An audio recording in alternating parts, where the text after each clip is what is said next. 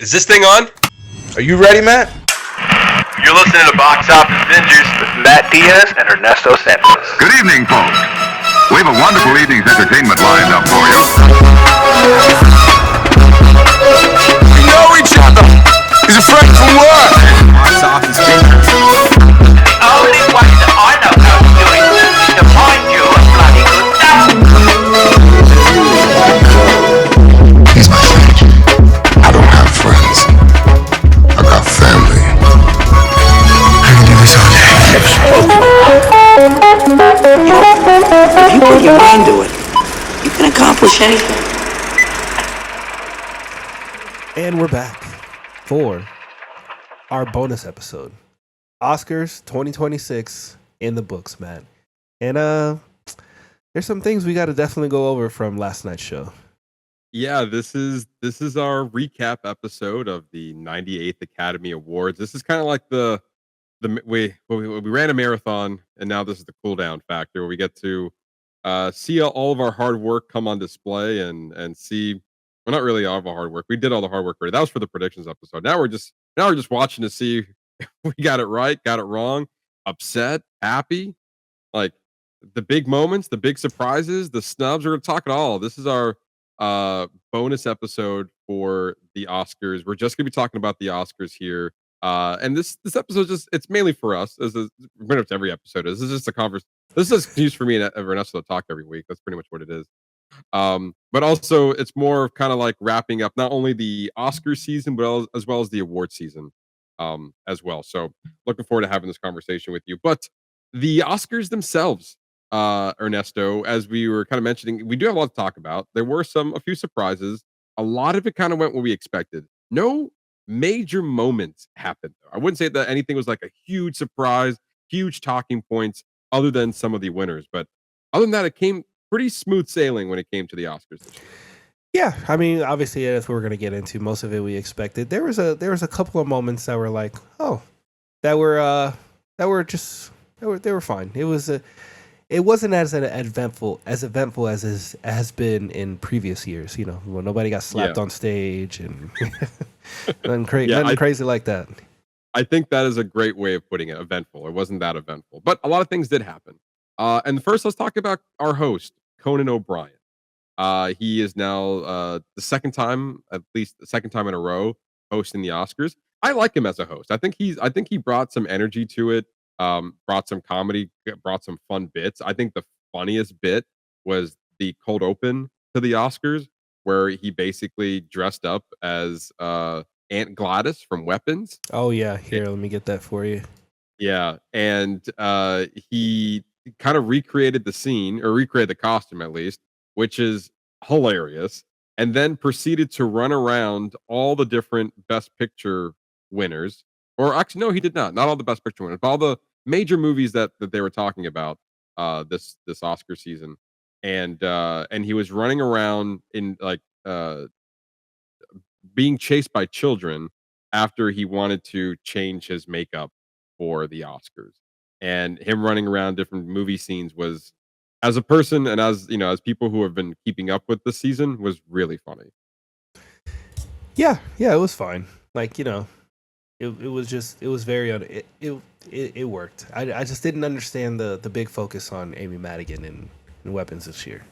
Well, we'll get to her. We'll get to her win in a second, but I thought the bit was. Oh, it was funny. Yeah, it was funny. It was fine. Yeah, it's I better also than give them credit for. Go ahead. I was just gonna say it's better than the one that Jimmy Kimmel did. Was it last year? No, it must have been 2 years ago at this point. 2 years ago, yeah. Which one did he do last 2 years ago? Do you remember? He did some kind of pre-recorded bit where it had to do with like Top Gun, right? Because that was the year Top Gun Maverick was in there, and he was like in the cockpit and he was like making fun of Tom Cruise. I don't know. It was just, I can barely. That's like the one part of it I remember. I just remember after it going, well, that was the thing they did. Yeah. I think this worked. Also, I give them credit for actually animating this as well, like this bit of Conan O'Brien.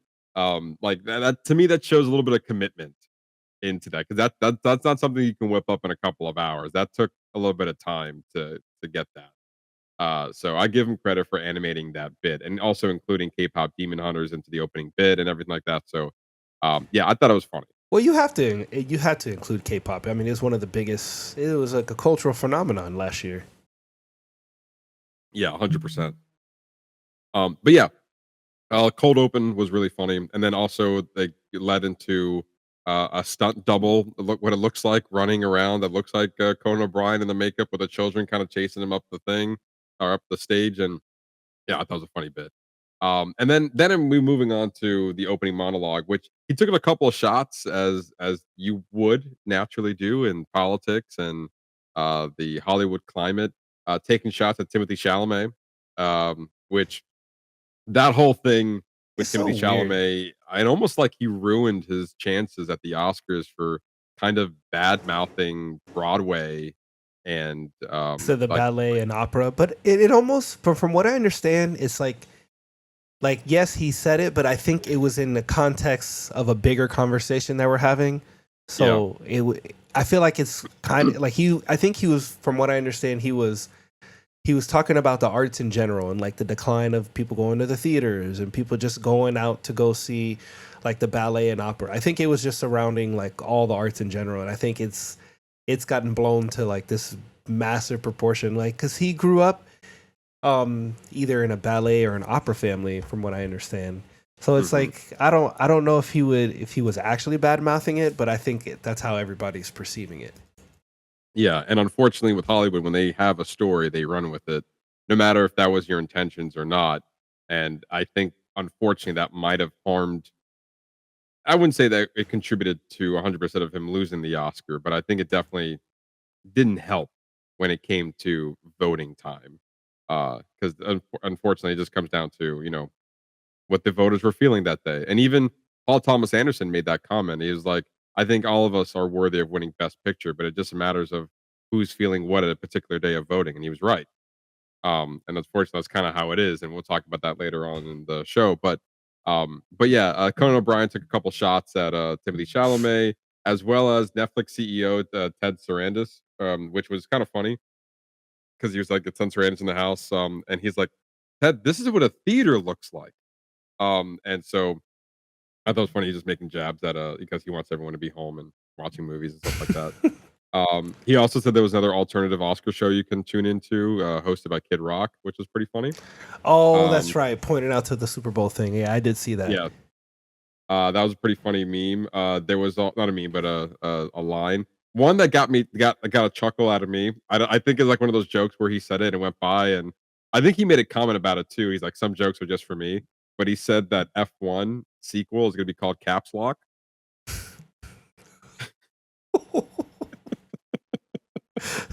That's a dumb joke, but it's funny. Yeah. The one I like that he pointed out is when I think it was during the one of the live action short, is when the man came up to talk, is that they lowered the mic and turned it off. Yeah. And he made a comment. He goes, "I Yes. think it's really funny that they cut you off talking." Yeah, we'll get to that when we talk about the winner, but that was wild. Yeah. And they cut to him, and he's just like staring at the camera, staring at this, staring at the camera, staring at this. It's like the control room when like, all right, he's done. He's done talking. Pull the mic. We're running tight on time. It's like we need to go. And then you cut Dakota, and he was not ready. But it's funny. But I think that moment to me speaks to what you're talking about. I think like how he fits in is that he's able to like take moments like that and kind of make it a comedic moment. He's as well of Yes. like taking the moment that may have been awkward or weird and making it funny so that we can move on with the night. I think he's very Right. effective at that. Yeah, the Oscars are live. Shit happens. I think having that skill of being a good improviser definitely contributes to him and how he can be a good host, or just being a good host in general. And conversely, just like Joy Coy, who hosted the Golden Globes in 2024, if you remember when he was hosting and he told a bad joke, he was like blaming. He's like, "Oh, I didn't write that joke. That joke was like that. The joke's not good because I didn't write it." And he was blaming whoever. And so like I feel like that doesn't make for a good show. Whereas Conan O'Brien, again, it's live, so like you got to improvise in a way where it makes sense. I think that's what kind of makes him a good host. And Yeah. in some cases, I think he does it more entertaining than how Jimmy Kimmel did it, where like Jimmy Kimmel also had bits, but depending on how you like Conan O'Brien's humor, I think for me it lands a little bit more on the entertaining side than maybe when Jimmy Kimmel was hosting. Oh, I'm totally with you. I think Conan O'Brien's funny. I think this is a perfect spot for him. Yeah, I think so too.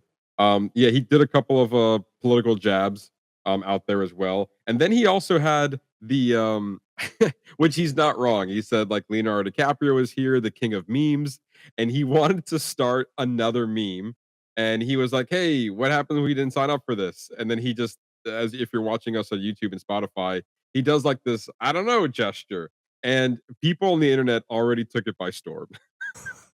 It's like, here, we're gonna give you an internet moment, and now it's Yeah. like this one that's gonna be there. Yeah, it's gonna be there for forever. Yeah.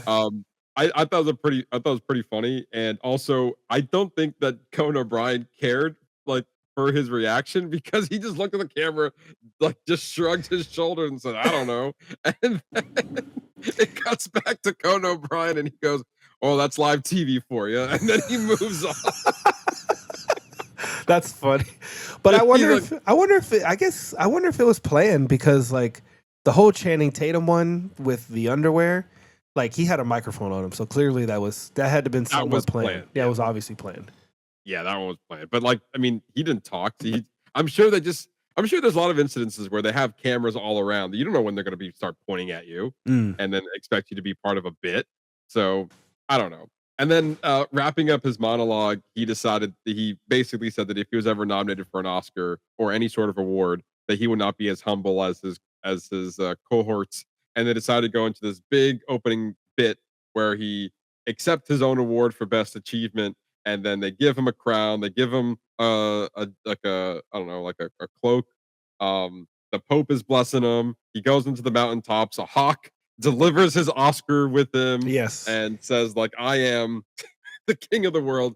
Again, I got a good chuckle out of it. That was a pretty good opening monologue. Again, in most cases, he kind of played it safe, but for the most part, I got a few chuckles out of it. I think last year's monologue was way better, if I remember correctly.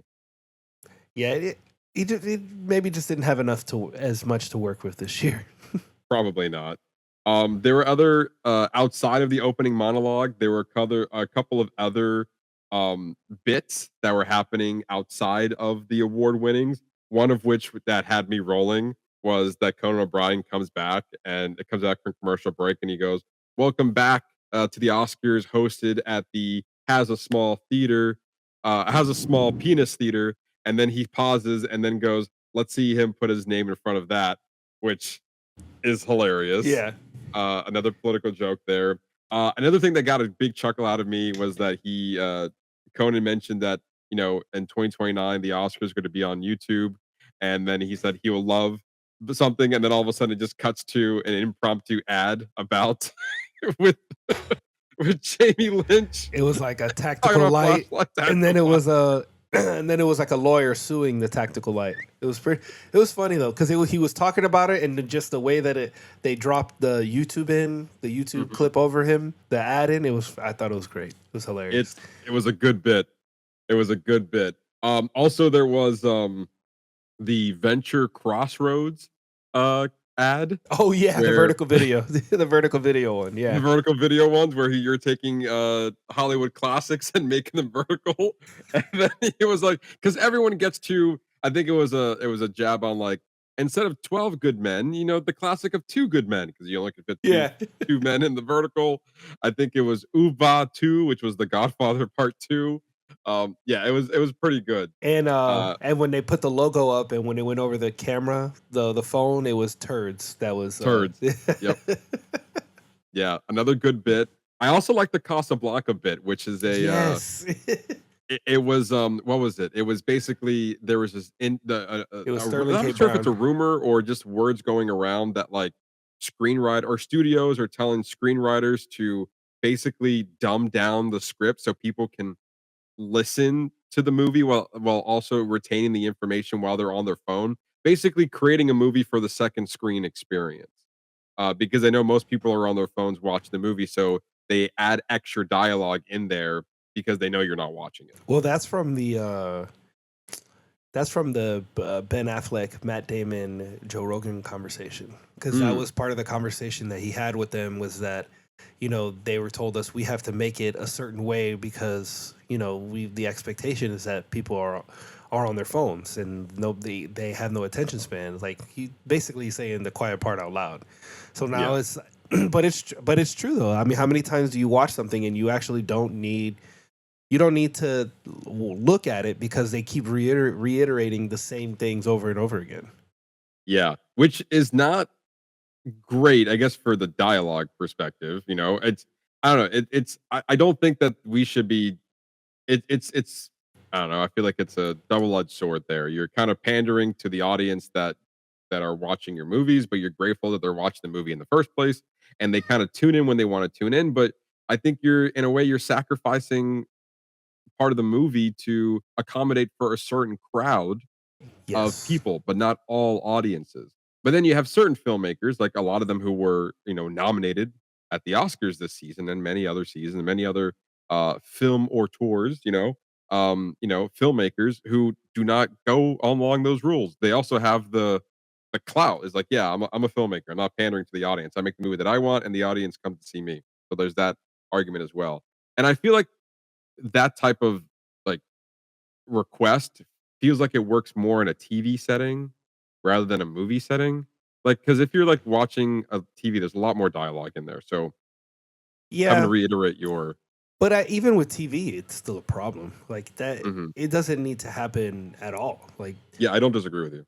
I'm more on the side where you make your art for yourself, and the people who want to come enjoy it, they will because you're making it for you. That's who you're making for. You really make it for yourself, and then everybody comes to enjoy it, and it's who enjoys it the most, and it's that collective thing that, and that's what makes certain art special. But that's how you're able to tell the difference between like popcorn shit that you can Yeah. just kind of just turn on in the background, or something, or like what we would consider like a pay attention show, like, or a pay attention movie. Yes. Yeah. And then for some people, you watch what you watch, you like what you like. A lot of people just they keep up with all the reality TV that's out there, and that's your main source of content, and that's fine. But it's I don't think they should be pandering to try to hit all audiences. Like make it for yourself, make it for the audience you want to see it, and then see what happens after that. Let's see what else. Oh, the Timothy Chalamet bum drum. That was pretty funny, a funny Yeah. bit. With part of the musical instrument, you have a plastic ass with some ping pong paddles, and got yourself a musical instrument. The funny bit. One that I thought was weird though was the Robert Downey Jr. Chris Evans bit. It just seemed so random. It was just so random. And then when we came back, he wasn't there, but it also seemed like it was part of the bit. But then it just wasn't funny. And then it's like, oh, look, Robert Downey Jr. is wearing the same suit he wore for his Doctor Doom reveal. It's that same green suit or whatever. I don't know. It was weird. It was a little Yeah. strange. And then Channing Tatum was in on it. Like that was Yeah. the other part, is that they clearly had him in on it because there was a microphone on him, or they Yeah. got one so quick that it seemed like it was part of it. Yeah, it was definitely part of the bit. I don't think it landed as well as some of the other bits that were there. Conversely, I thought the bridesmaid reunions bit was much funnier than the Robbie Downey Jr. Chris Evans bit, where they introduced sound and original score, Mm. and they had this whole bit where they all came on stage, and there was like apparently somebody from the side of the stage handed them all notes, and these were notes that were given supposedly from people in the audience, and but it wasn't. It was all pre-done, and so they were reading the notes as if they were given to them. And one of the bits was there, and Kristen Wiig was saying, and she was like reading the notes and was like, "This bit is going on for too long. You guys are not even talking about music. Like, you're just standing there saying a lot of nothing, wasting time."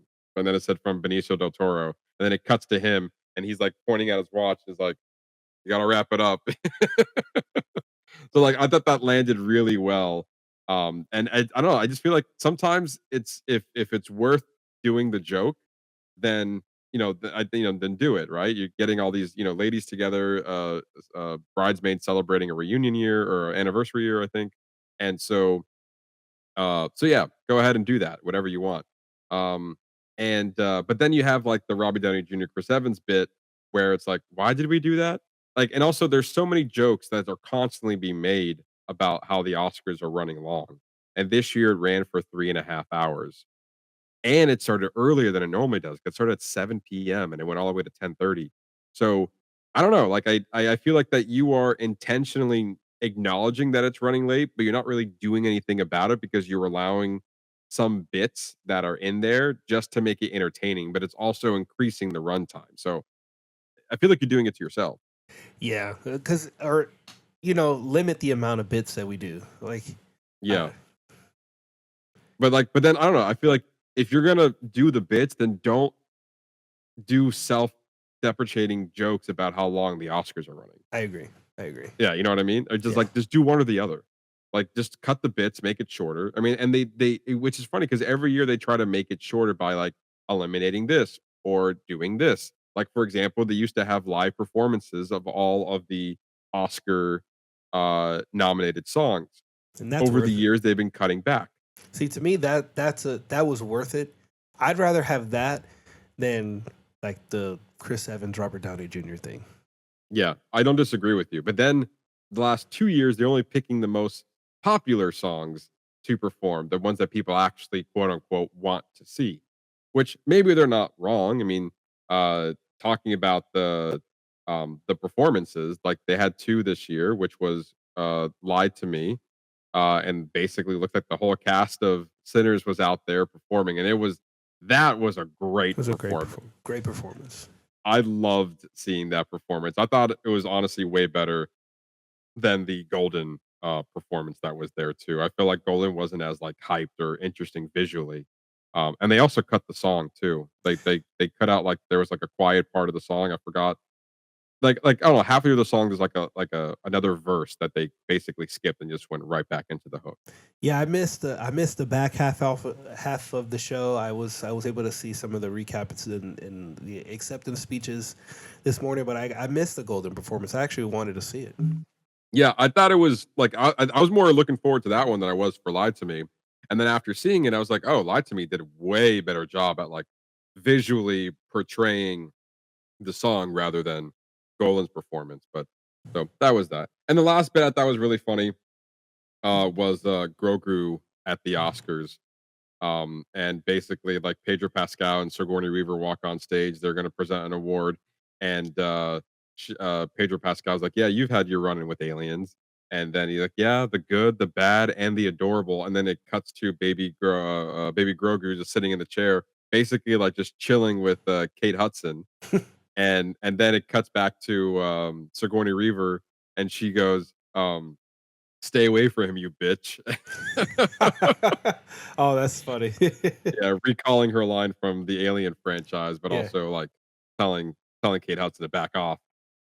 So that was pretty funny. And then what's even funnier was that I think this is again going back to Conan O'Brien, how much of a good improviser he is. They presented the awards and they were gonna cut to break, but then I think without it seemed like this was impromptu, but like uh Conan O'Brien comes out and says, how cruel is it that they brought Grogu on to the at the Oscars and he can't even clap? And he's like, clap, Grogu, and he couldn't. Like the animatronic was just like he was just doing this. That's funny. And he's like, bro, he can't even clap at the Oscars. Oh, that's funny. That had me dying. That was a funny thing. And then I thought they did a really good job with the in memoriam section. It Oh. was really long. It was long. Well, we had the whole reading. We had Barbara Streisand. She performed during it. It was just we had so many big deaths this past year. Hmm. But also they took a lot of time to recognize, I guess, I don't know. I feel like to be honest, like what qualifies you to have a moment rather than like, an extra couple of lines in the like actual video portion of it.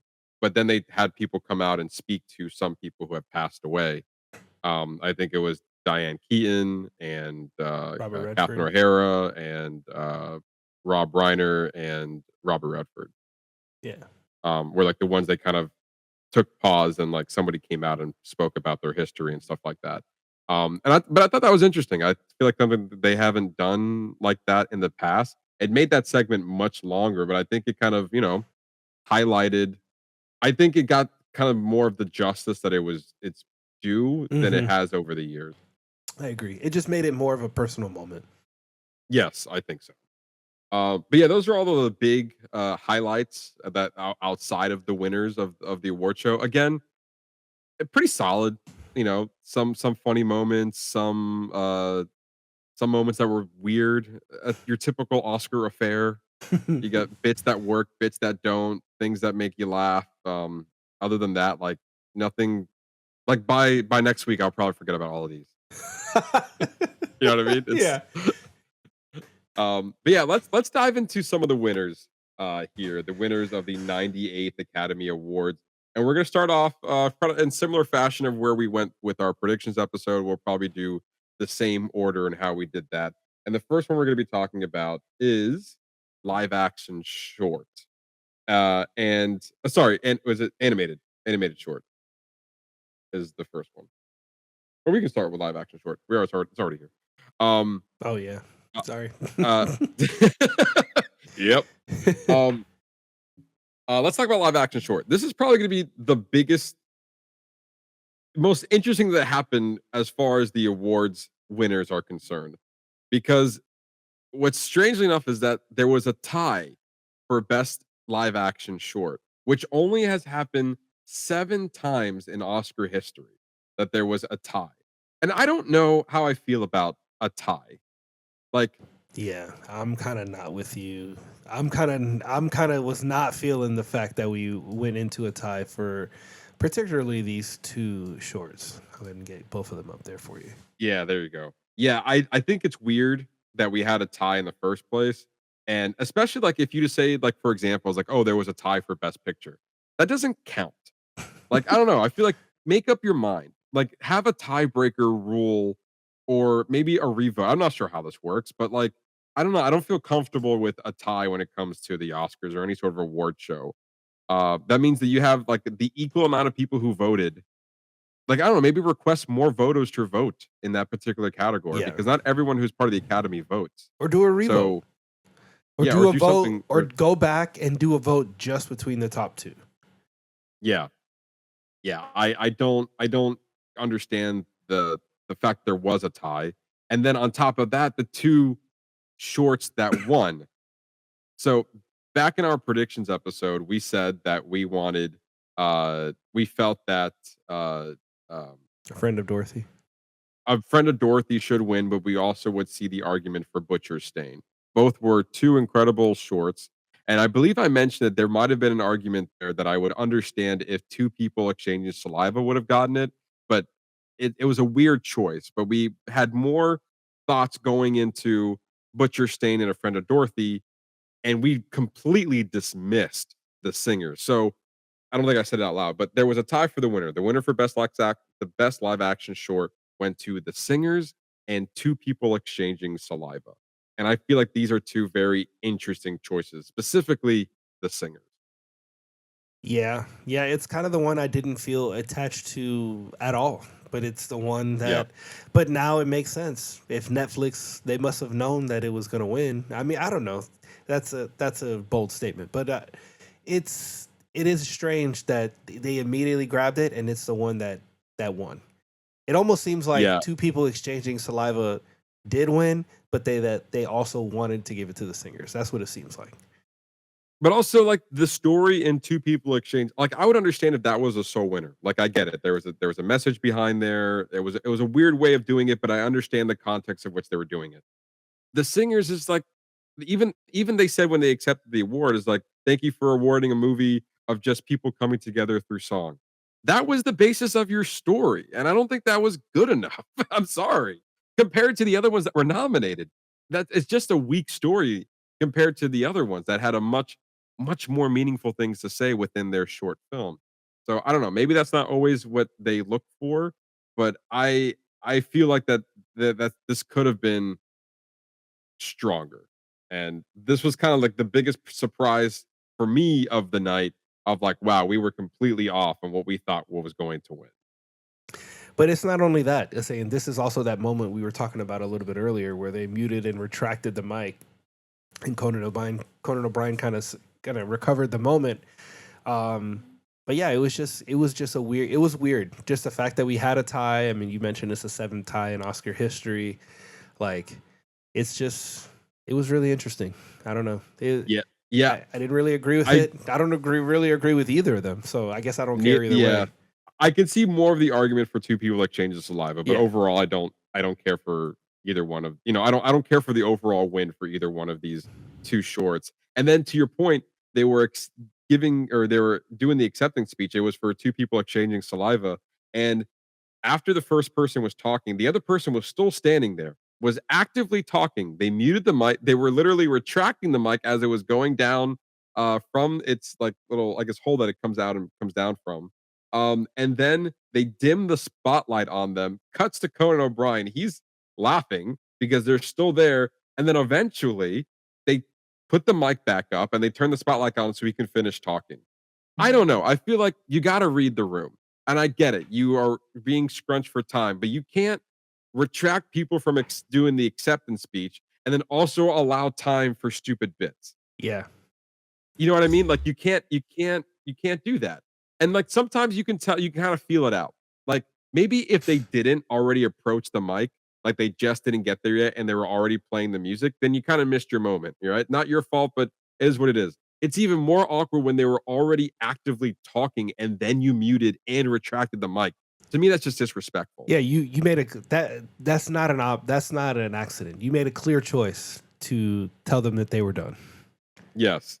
Like I said, there's a difference between not speaking yet and like playing them off rather than actively talking and then play them off, lights out, and they deserve their time. They went through all this trouble. They campaigned to win and they won. So they give them their minutes. It's better that than these bullshit, things that they do. Like the whole, like I kind of mentioned before.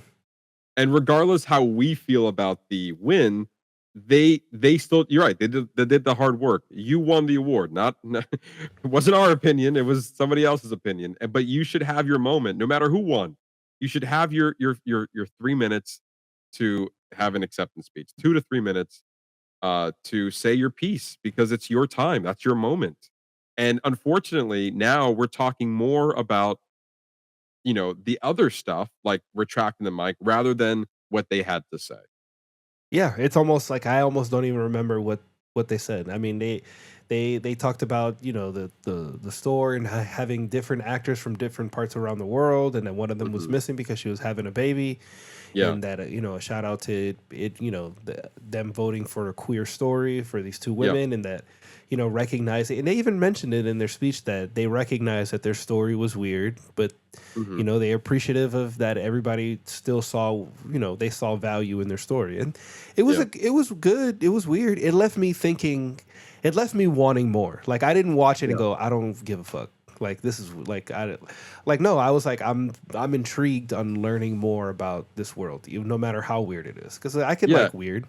I'm down with weird. Which is why if that was a sole winner, I would get it. Like, okay, wasn't my top choice, but I can see how we got here. Yeah. But the singers, I don't know, man. The singers is just I don't know how we got there at all. Yeah, I feel that. All right. All right, moving on. To winner for best animated short. I'm really happy with this one, and I'm happy to be wrong. As soon as I saw it, I was like, "Oh, Matt's gonna be happy." But you know what? I'm happy to be wrong too. I really thought they were gonna go for the pretty polished one, just based off a couple years ago when there was another. I forgot what animated short it was. It was another animated short that was like, "Wow, this is really good. The story's there," and they went for the one that was just pretty and polished. Yeah. And it was so funny. And I don't think I said the name. The winner for best animated short went to The Girl Who Cried Pearls. It was my personal favorite out of the nominees for the animated shorts. But in our predictions episode, we both said that Forever Green will most likely win because it was the prettiest looking animated short, as well as it had some momentum and it was the most palatable one to kind of appeal to anyone who's watching it. It's a very simple, cute story, and typically those are the ones who win. And I think I even made a comment that they typically don't give like the win to like the claymation one. And sure enough, I ate my words because that's exactly what they did. And I couldn't be more happier. I thought this to me, this was the best animated short, and I'm happy that it won. And I was happy to be wrong on my prediction. Yeah, same. All right, so then we go to winner for best documentary short. We called this one All the Empty Rooms, the Netflix documentary short. Yeah, I mean, showcasing all the rooms of school shootings, of families who are victims of school shootings, and this journalist going in there and kind of capturing, like, you're almost getting a viewpoint into their soul. And we talked about it in our predictions, but this was a well-deserved win. 100%. Yeah, we called this one. We thought this one should and will win with like backups for being like The Devil Is Busy would have been a nice second option as well. But yeah, we kind of put this one nail on the head here. We that well deserved win for All the Empty Rooms. This was the one that I was most emotionally impacted by after watching it. A lot of quiet moments in the documentary that really resonated with just visually with the viewer of just like the impact of what you're seeing on screen right now. That did a fantastic job with this documentary, so I'm very happy that it won. Same. Moving on to best visual effects, another one we called going to Avatar, Fire, and Ash for all the reasons you would expect for Avatar to win for best visual effects. I think there was an argument there for Sinners, Yeah. which I believe we've also talked about, but it's hard to argue when Avatar is on the table. So I think it was a well-deserved win. Would have been a nice surprise to see Sinners get it, but I'm also not surprised it going to Avatar Fire. Yeah, same. So moving to best film editing, we have One Battle After Another. Yeah, I think if I remember, this was a toss up between this one and would you think you said F1, right? I said F1. I think you were the one who predicted One Battle After Another. Yeah. And I was pretty convinced about F1. I was kind of doubling down on that. I feel like it made a lot more sense for F1. Actually, if I'm not mistaken, I think you were actually, I take that back.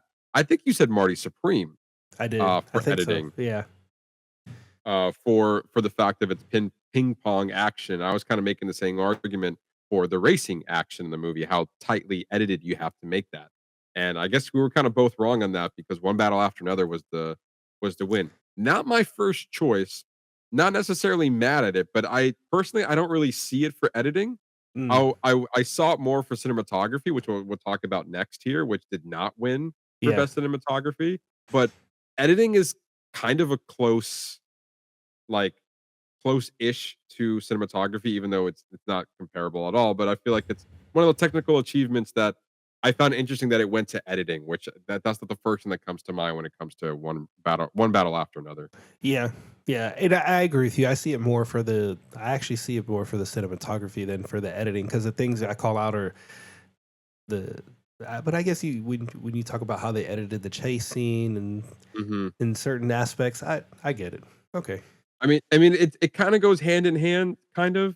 So it's just not the one I thought it was going to be. And like again, it could have been one of those situations where we'll talk about later in the show that kind of one battle after another when the Academy feels like that they are backing a film, they give it a lot of other awards, and One Battle After Another did walk away with the most wins that night. So maybe that was part of the conversation there. But ultimately, I think I'm not too surprised with this win, but it did kind of catch me off guard. I was like, oh, one battle, okay, not my first choice, but I can kind of see it. But I wouldn't, not my pick. Moving on to best cinematography. This one surprised me a lot. And it went to Sinners. And it definitely was not the first choice. During our predictions episode, both Ernesto and I, we said that probably Train Dreams should win for best cinematography, but we thought would have taken it, however, would have been One Battle After Another. Surprisingly, that award went to Sinners. And Sinners cinematographer Autumn Dural Arkapaw makes Oscar history by becoming the first woman to win best cinematography. And so I think that's pretty incredible. Yeah, I mean, it was great. I mean, the cinematography in that movie is amazing. Uh, once again, I wish it would have gone to one battle because I think one battle had a slight edge over Sinners, but I'm not mad at it. Yeah, I'm not mad at this award either. Again, one of the surprises of the night, and also making history, becoming the first woman, and she got a standing ovation as she Hmm. should have, of making history that night. And she kind of during her acceptance speech, asked for all the women to stand up and said, "I wouldn't be here if it wasn't for everybody in this room, for every woman who believed in me, for anybody who believed in me." And she was giving a lot of credit for Ryan Coogler for believing with her. I checked her IMDb, and she had worked with Ryan Coogler on Black Panther: Wakanda Forever. And I think that's when they started their working relationship, and then going on to Sinners. And the movie did look really well. I'm not doubting the award. I do agree with you. I think One Battle had the slight edge, but I still think it's a well earned win for Sinners for best Yeah, cinematography. agreed. All right, so we moved to best production design. We called should and will win was Frankenstein. Well earned. It was Well earned. fantastic. I mean, it was just beautiful. That was a great win for them. Yeah, yeah, woo. Yeah, no surprise here. We called this one. Yeah, for all the reasons, the movie looked gorgeous when it came to a lot of the scenes and the lab, and the rooms that they were in. It looked gorgeous. Definitely gets lost into this world. Yeah, 100% deserved the win there. Winner for best casting. This one was an interesting award, because this was the first a year that casting was awarded, now becoming 24 Oscar nominations, or 24 Oscar categories. And a little bit of surprise there. I thought that the award was going to go to Sinners, for best casting, but winner for best casting actually went to One Battle After Another. I think it would have been either or scenario. Um, I think very similar to what we were talking about cinematography. I think the slight edge was for Sinners, but I can 100% see it for One Battle After Another as well. I mean, yeah. I mean, to me, Chase Infinity was a bet. With Chase Infinity, Tiana Taylor, Leonardo DiCaprio, like Sean Penn individually, they were all amazing. But I think Benicio del Toro. Benicio del Toro, like, but just what they were able to do collectively, like the chemistry between Benicio and Leonardo, I thought was a highlight of the film. Yeah, 100%. Like, I'm definitely not mad at this win. I just felt like the slight edge might have gone to Sinners, and a lot of people thought that Sinners was going to take it as well. But this was a well deserved win. And then um uh during the accepting speech, it was also kind of also history in the making. Not only was this the first award given, but also given to a female. And apparently, she has this long working relationship with Paul Thomas Anderson. And she's like, "Paul, I've worked with you for so many years. It's crazy that I have an Oscar before you." Yeah, Which was really funny because at the time, Paul Thomas Anderson had not won any Oscars yet, and he was nominated 14 times. And now, first time coming out of the gate with this new award, and she is literally walking away with one before him. And she's like, that's just mind blowing to think about. And she's not wrong.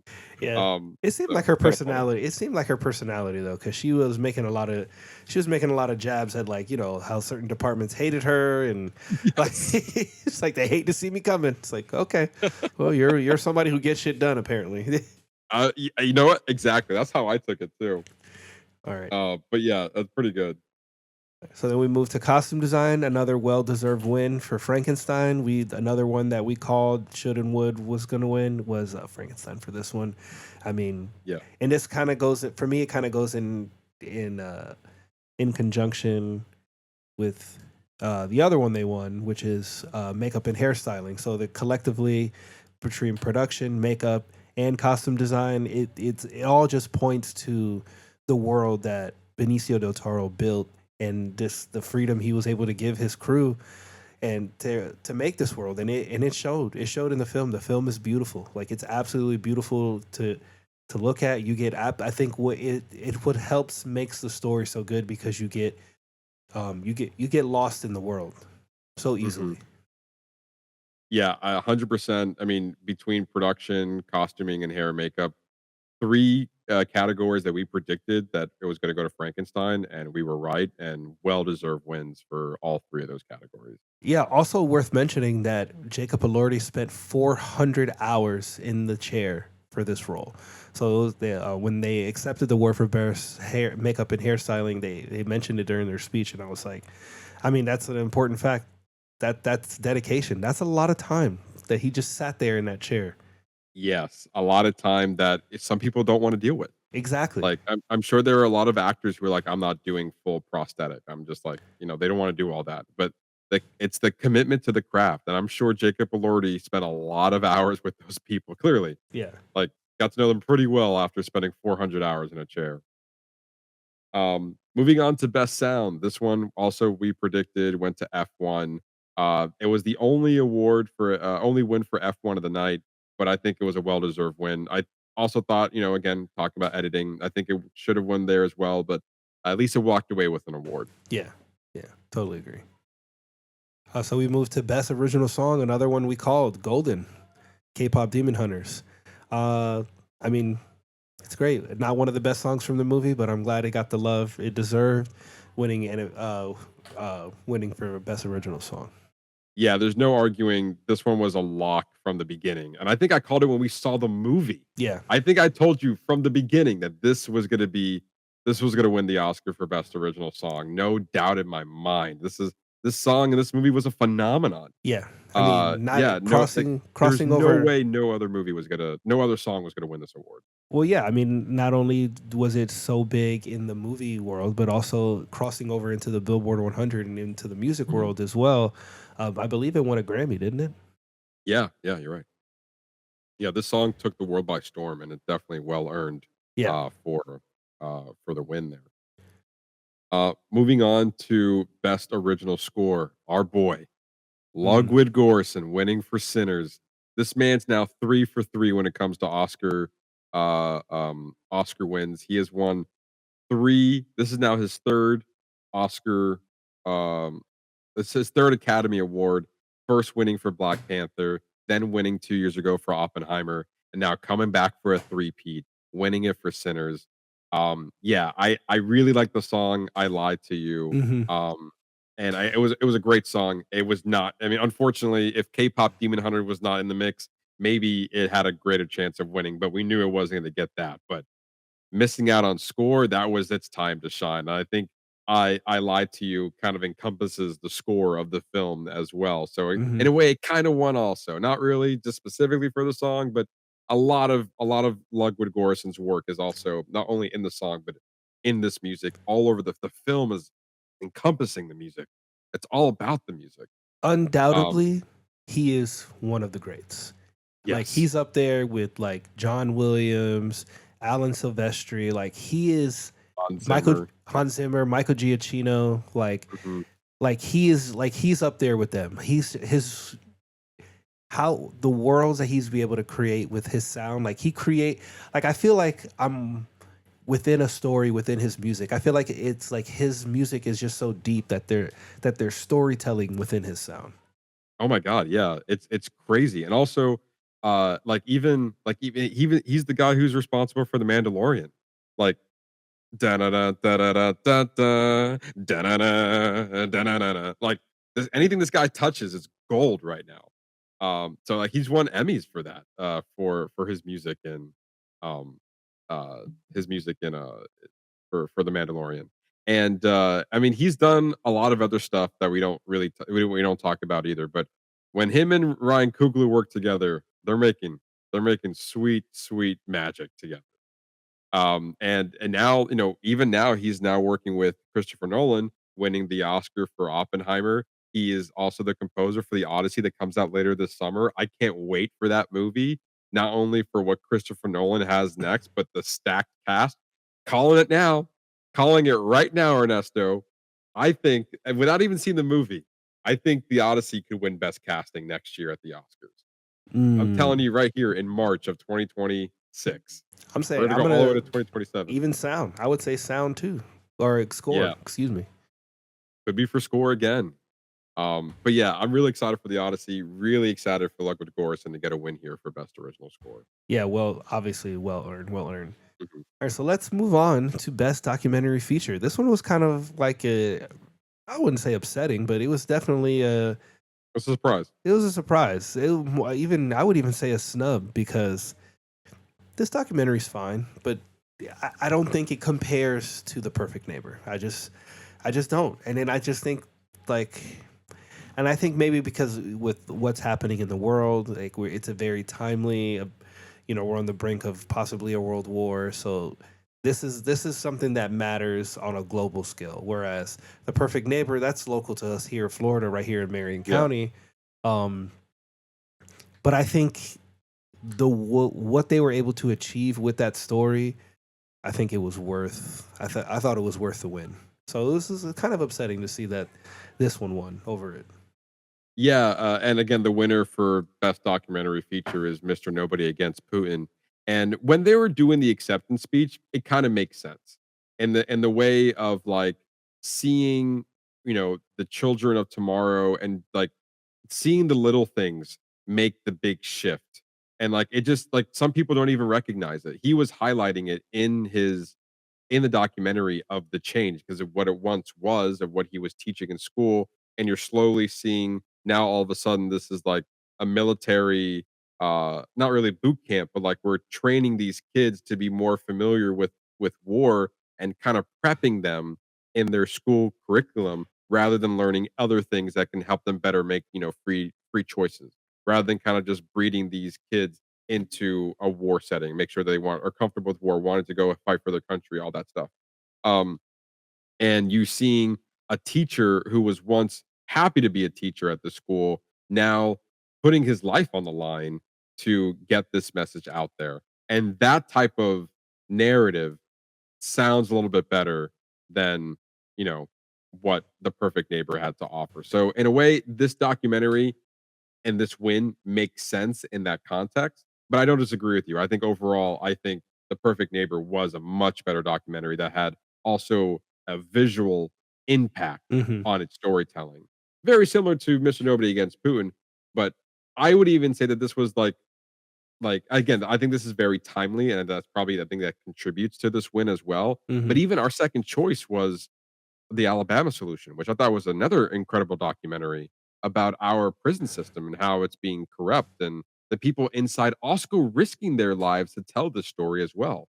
So there was a lot of good documentaries out there, but I'm not too surprised with Mr. Nobody Against Putin. However, I do think I agree with you that The Perfect Neighbor was snubbed for this award. Yeah, totally agree. Moving on to Best International Feature went to Sentimental Value. Another one. Ernesto, you actually called this one. You said this was going to win. I was kind of having my bets more toward The Secret Agent. But overall, Sentimental Value won. I can kind of see it. Another one of those where like it's movie about movies and the family drama within that. And so yeah, I can see why the Academy was probably leaning toward this one than say the other nomination. Yeah, we called this one.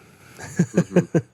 And it was fun. The movie was fine. I think we gave it a 4 out of 5. I thought it was a pretty solid movie. It was fine. It was just slow. It was slow. It was yeah. just slow in comparison to some of the other choices. I would have liked to have seen the other one win. The voice of Hinrajib. Yeah, I would have liked to have seen that one win. I think just the fact that and then that's one that's more timely. That's a timely one of what's going on currently, and I think the tie to it being real, like a real voice call that we're listening to. I just think it just made for a better story. Yeah, I agree. I think we both said it in our predictions episode that like that one should have won, but realistically, it was going to come down to Sentimental Value or The Secret Agent, and we were right on that part. Yeah. All right, so let's move to Best Animated Feature. No surprise here, K-Pop Demon Hunters taking it. Also, its second win after getting Best Original Song. So, I mean, no surprise there. We knew it was going to win. This one it's been a lock for a long time. Yes, very much so. And also a well-deserved win. It was a great movie. Yeah, absolutely. Moving on to some of the more exciting awards of the night. One being Best Adapted Screenplay, which we definitely called. It was a lock from for a while now. But with that, Best Adapted Screenplay went to Paul Thomas Anderson.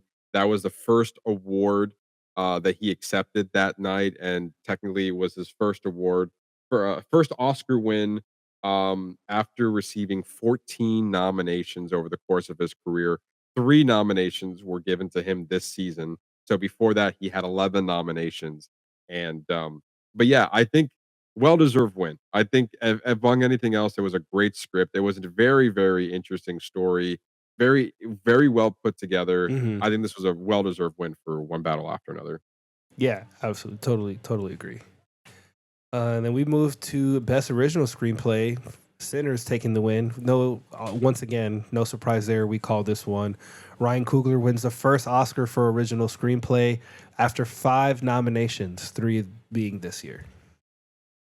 Yeah, I mean, this was a kind of a standing ovation moment for Ryan Coogler.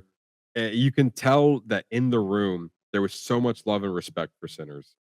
And when he was up there accepting the award, you can tell that this was like very meaningful to everybody involved and for the room.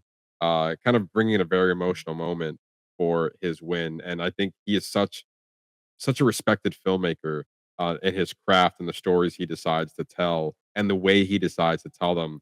It's been a long time coming, and you can see what's interesting over the years that he's kind of honing his craft, and now he's finally getting the award that he deserves. Yeah, I'm just kind of excited to see what's going to be next for him because everything he does, I love. I love everything he Yeah, makes. I love. So I can't wait to see what his next project's going to be.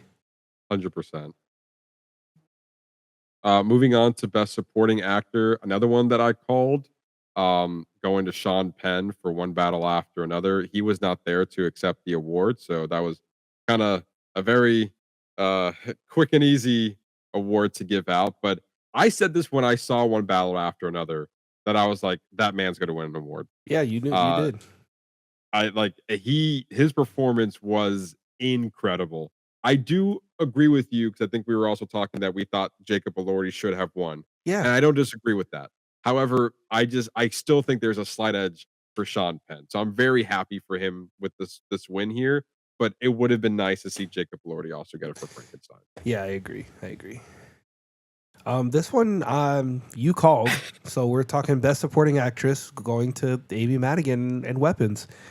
Once again, I like Amy Madigan. I liked her in Weapons. I just didn't see it for the Oscars. I just felt like there were just much better options out there and more deserving of this win. But I'm happy for her. This is great. Great. It's a great award for her. Yeah, Amy Madigan winning her first Oscar after her second nomination 40 years ago. So it's kind of crazy. She was nominated 40 years ago. Now her next nomination was for Weapons, and she actually won for this. And I agree with you. We talked about this during our predictions episode. The math was just there. Like just reading the room, it all signs were pointing that Amy Madigan was going to win. But as we both discussed, we didn't think that it should have went in that direction. You were kind of touting that Tiana Taylor should have gotten the award. I was more in favor of Wanumi Musaku from Sinners winning the award, and I think there were just stronger performances out there in the supporting category, supporting actress category.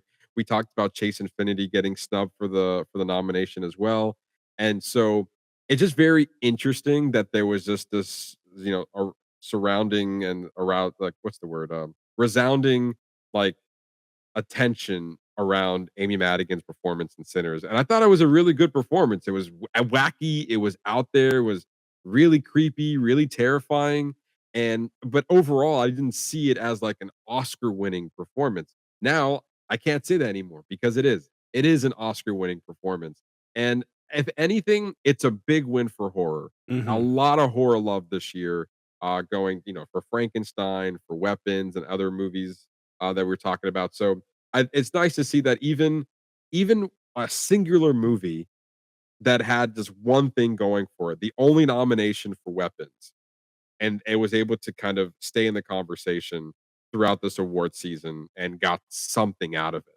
Mm. So there's something to be said about that. However, I agree with you. I don't think it was the strongest performance, but the trend was that she was going to win, and that's why I kind of went with it. And probably this was the most exciting win of the night. We have Michael B. Jordan winning Best Actor for Sinners, for Smoke and Stack. I mean, we called this one. He was a lock in for this win. You made a good point because, as we were saying in our predictions episode, that it seemed like this was Timothy Chalamet's award to lose. Like the very beginning in the award season, he was tracking to win. He was the favorite, and then he got the Golden Globes, as well as I think he had another one too. And then all of a sudden, we started seeing more awards going to Michael B. Jordan. And after thinking about it, and it's unfortunate for Timothy Chalamet because I thought he did a great performance in Marty Supreme. He was Marty Supreme. That was a great performance that he did. However, when at the end of the day, Michael B. Jordan had the stronger performance. And maybe like we were calling it, maybe recency bias because last time I saw Sinners was last year, and then I saw Marty Supreme closer to the holiday season, so that was more fresh. But yeah, really thinking about it, doing double duty in Sinners and making both characters feel different, and like they have their own unique personalities. The win was well deserved for Michael B. Jordan, and also again standing ovation coming out of his win. He was very emotional, and you can just see that he was extremely grateful for the win. And another respected actor who is just over the years we've seen growing into his craft, and then just coming out with this performance and coming out with the win. It was I thought it was, to your point, it was the best and the most emotional win of the night. I also really enjoyed just the fact that he did make it about like his people who work for him and like the people working for the movie. But the first thing he said was he thanked his family, and he he's very religious. I don't know. It was nice. It was nice to not it be about his ego. It was all about the people surrounding him in his circle and how they support him to get him there. Like he's first thing he does is call out to his mom. Yeah. Yeah, it was a 100% a well-deserved win. And if you don't mind, can you cut to the image of all four of them winning? And I to me, I look at that photo, and this is a photo of Ryan Coogler, Michael B. Jordan, Ludwig Göransson, and Autumn Arkapaw, winning all four awards, holding it together for Sinners. And I saw that photo, and I couldn't help but to be, obviously proud of all these creators, but also kind of thinking back when we did many years ago, we did a creator spotlight on Ryan Coogler, and we talked about his career. And at the time, it was all the way up until I think Black Panther 2 wasn't out yet. So we were talking about Fruitvale Station, Creed, and Black Panther were the films that we were highlighting. And then he was going on. I think he did Black Panther 2, and then eventually Sinners.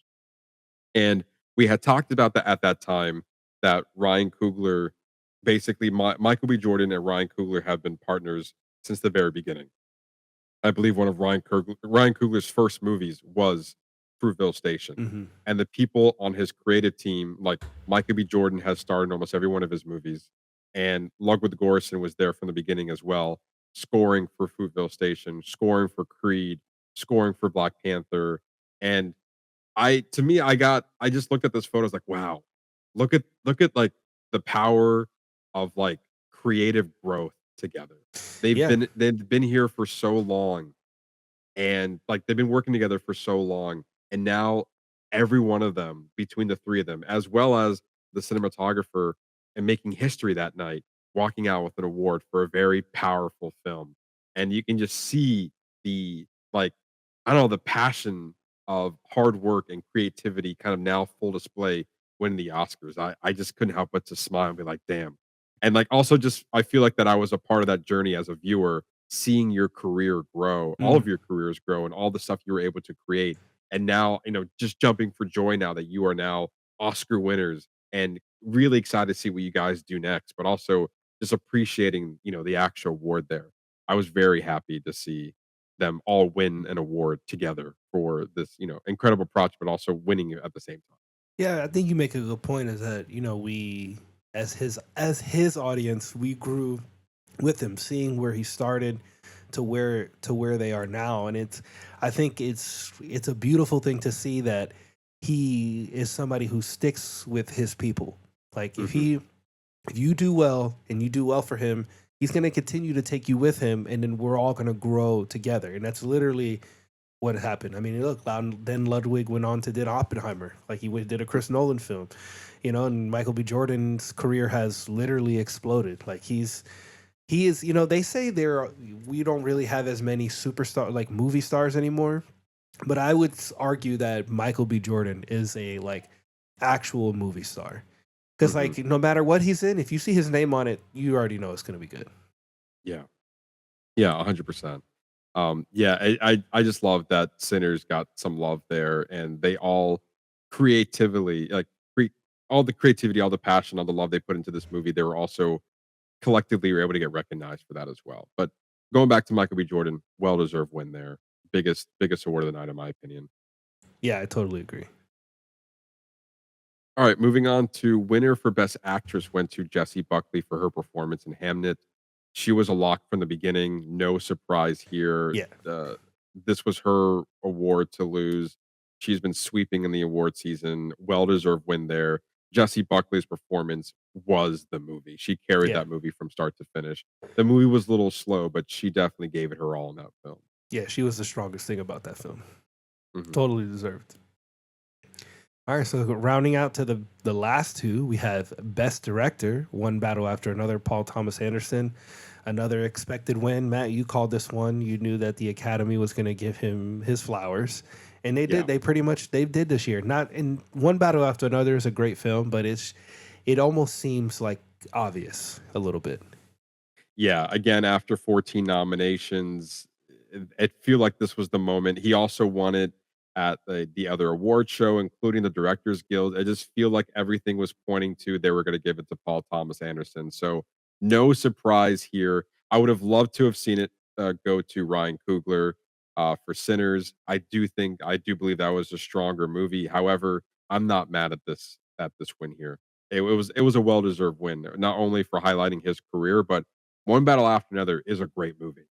It just now when you're comparing it between the two, now it's either one or the other at this point. It's a hard toss up there. I mean, it's a good problem to have. We had two really excellent movies come out last year. Yes, 100%. And the last, but certainly not least, the top award of the night, Best Picture, winner for Best Picture, did in fact go to One Battle After Another. It was the battle of the award season. It was going to go to one or two movies, either One Battle After Another or Sinners. I was really hoping that after they awarded Paul Thomas Anderson Best Director, I was hoping that Best Picture would have gone to Sinners. However, that was not the case, and they kind of doubled down on One Battle After Another and giving it Best Picture as well.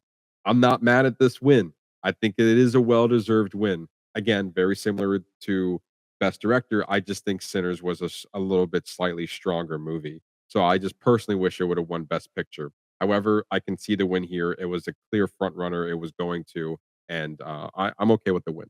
Yeah, I kind of share the same sentiment as you. I would have loved to see it go to Sinners, but I'm not mad at One Battle After Another.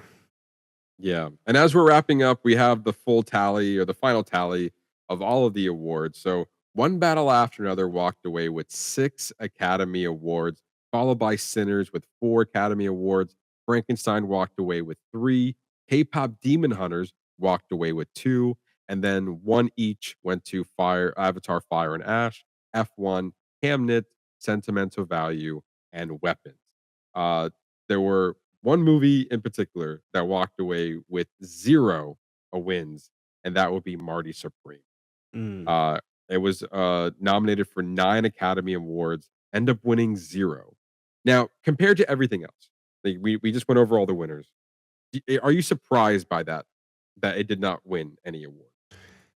No, I'm not surprised. I think it's well deserved to be nominated, but I guess in comparison to what actually win, like it's like I don't see it either way. You know what I mean? Maybe editing, that'd be the only one that maybe I wish it would have got it for, but I'm not mad at it. Yeah, I mean, clearly, I think this movie had legs in the beginning of the award season, just overall, not just Timothée Chalamet's performance, but I think as the award season went on, it was more painting a better picture that it was coming down to Sinners and one battle after another, and kind of Marty Supreme was kind of coming down the wayside here. Another Best Picture winner or nominee, Train Dreams, ended up walking away with zero wins. Sentimental Value walked away with one award, however, was nominated for nine, so at least it got one award out of the night. The Secret Agent walked away with zero nominations as well, or zero awards as well. So that was only nominated for, I believe, two or three nominations. Also, didn't win anything. But overall, like we talked about, not a lot of big surprises here at this year's Academy Awards. But I'm not mad at any one of these awards per se. Like only maybe one or two was a complete shock, but the other ones were like, okay, I can see how we got here type of situation. I think Mhm. as the award season as a whole, I think a lot of love went to two great movies. Yeah. Like One Battle After Another and Sinners were by far the top movies of 2025. I personally loved Weapons. Oh, sorry, not Weapons. I apologize. I really loved F1, so I'm happy to see it got some love. F1 was my favorite movie of last year. I don't think One Battle After Another hit my top 10, but it was still a great movie. Yeah. Regardless, I think it hit mine. it definitely hit your top 10. Sinners was my number 3 of 2025. So like to see F1, to see Sinners get some love at the Oscars.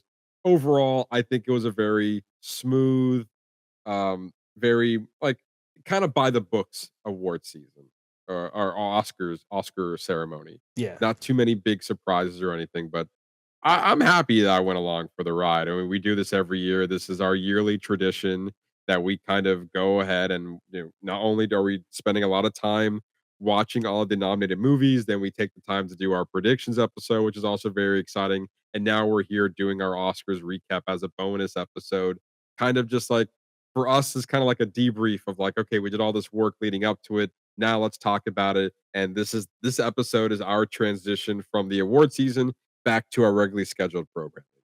Yeah, go back to nerd shit or turn your brain off TV. And that's what we love too. Yeah. Given love the it all. respect for the high class, and then also then going back to our whatever stuff we want to talk about, and that's the beauty of cinema. Like there's a lot of cinema going around, and also going back to our international films that we like to do every month. At least we try to every month. But a segment that we like to put on this show. But before we wrap up our award season, we just talked about all the best in cinema. Well, we were remiss if we didn't talk about the worst, and that is the 46th Razzie Awards that happened, or the winners that were announced the day before the Oscars, and they did not like one movie in particular. And Clearly. that was War of the Worlds, the 2025 movie reboot that was, or I guess it was a remake or reboot, a kind of a modern retelling of War of the Worlds, starring Ice Cube. And I saw clips of it online. I heard about how bad this movie was, and just by looking at the clips, it did look rough. It did not look good at all. And the Razzies was not kind to this movie as it won 5 Razzie Awards, walking away with Worst Picture, Worst Actor for Ice Cube, Worst Director for Rich Lee, Worst Screenplay for Kenny Gold and Mark. I don't know if there's the last name there. And Worst Prequel, Remake, Ripoff, or Sequel.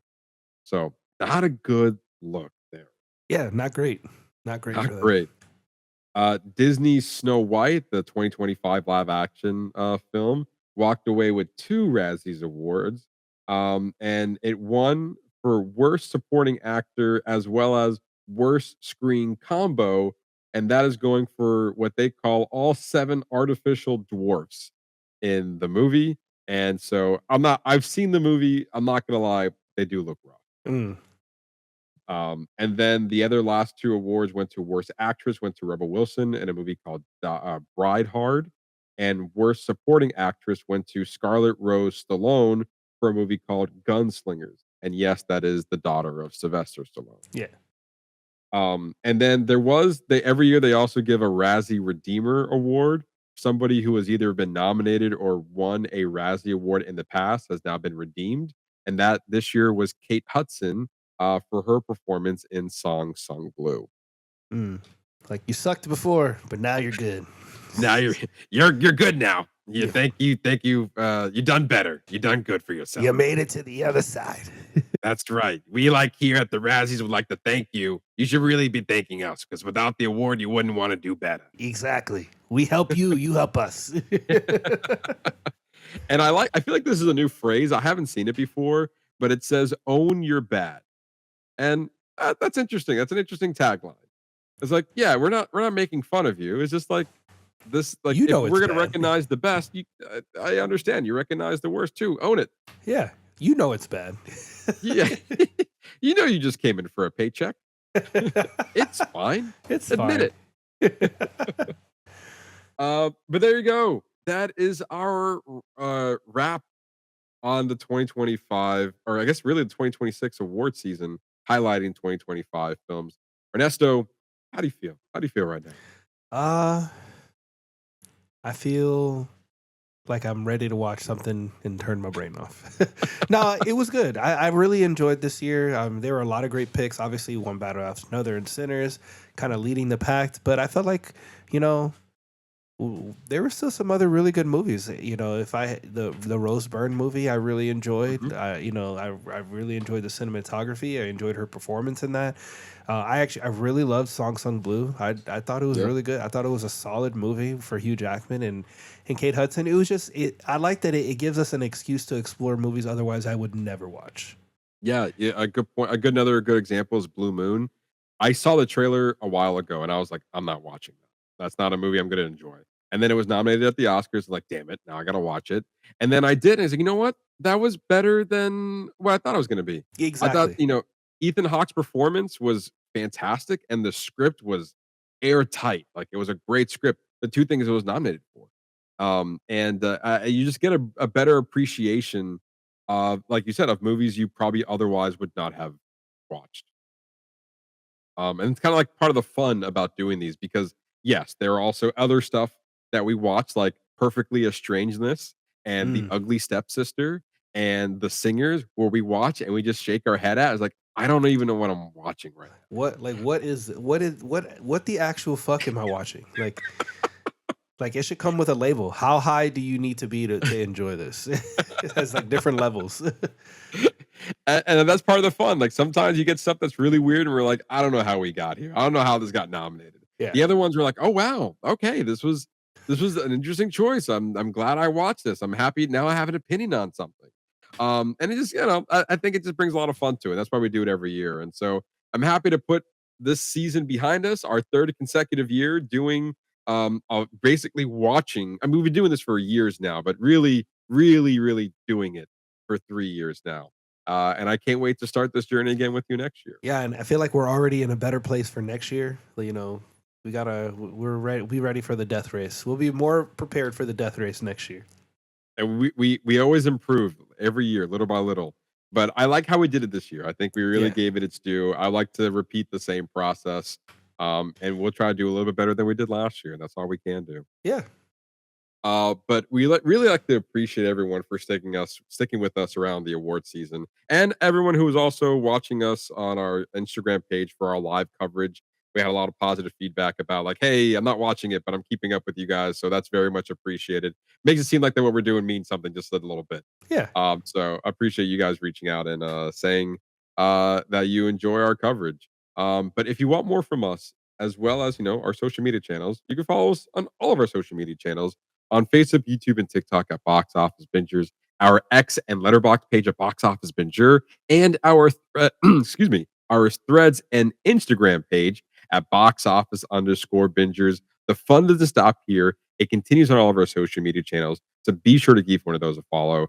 All of our movie reviews are on our Letterboxd page. We tell you what's new to streaming every Friday, and we give you the box office numbers every Sunday on our Facebook, Threads, and Instagram page. And you can see our lovely faces on the Spotify page, as well as our YouTube channel and the fun reels and shorts we like to post on all of our other social media channels, including TikTok as well. So again, we're just wrapping up our award season, but we have a stacked list. Oh, yeah. We were just talking about it before we were recording. We got spring we got some spring movies to catch up on. Next week, we're going to be diving into the world of horror. Ernesto, tell all of the listeners what they can look forward to next week. Next week, we are going to be reviewing Scream 7 and Ready or Not 2, which is kind of an interesting parallel because Radio Silence, who did Ready or Not 2, was supposed to direct Scream 7. So I think it'll be interesting to watch both films. I've already seen Scream 7, so I'm very interested to hear your thoughts on that. I'm actually really, and I'm excited to go watch Ready or Not 2. I really enjoyed the first one. Thought it was a great horror film. So, yeah, and we're going to have a special guest. Hopefully we can get a special guest on for next week. So it'll be, we got a good show. Kind of getting things back to normal next time around. Yeah, and then also there's other movies we're looking forward to later this next couple of weeks. We're gearing up for Project Hail Mary. Both Ernesto and I are reading the book right now. Yep. In preparation for I'm really, really excited for this movie. Same. I'm like to me is like this is like the first big movie that I'm like of the year that I'm really anticipating. Not just because I'm reading the book, but also Chris Miller and Phil Lord. Like those are great directors responsible for the Spider-Verse movies, not as well as 21 and 22 Jump Street, and I'm missing another movie as well that they're responsible of. It's drawing a blank. The Lego movie. They're responsible for the Lego movie as well. So like they're great comedic directors, and so I'm very looking forward to this movie as well as Ryan Gosling. And as I'm reading the book, I'm getting more excited for the movie. So a lot of pressure on this movie. No, I'm just saying. Just saying, it's got to be good. This better be good. This better be the first one for the Oscars next year. And then that rolls us into we got Super Mario Galaxy coming out later in a couple of months, as well as Michael, the Michael Jackson biopic that is on the horizon. The drama Zendaya and Robert Pattinson, another interesting movie from A24 that's on the horizon. So yeah, we got a stacked couple of next weeks hitting some blockbusters as well. So hey, we don't slow down here at Box Office Binges. We just move on from one thing to the next. And so I'm so happy we get to do this each and every week. And it's all thanks to everyone who keeps listening to us. We really do appreciate it. So come back next week for more movie fun. You're not going to regret it. And for that, I've been your host, Matt Diaz. I've been Ernesto Santos. See ya.